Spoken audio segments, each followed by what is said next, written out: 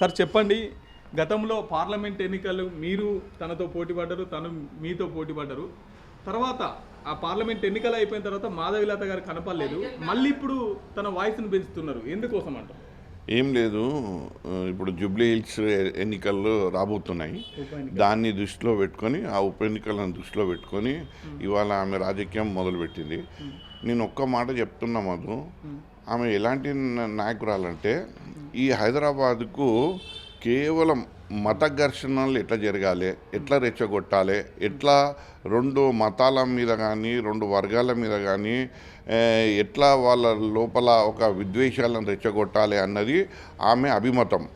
ఇవాళ ఆమె నగరానికి రాజకీయాలకు ఆమె ఒక చీడపురుగు ఐటమ్ లేడీ, ఆమె ఒక పెద్ద ఐటమ్ లేడీ.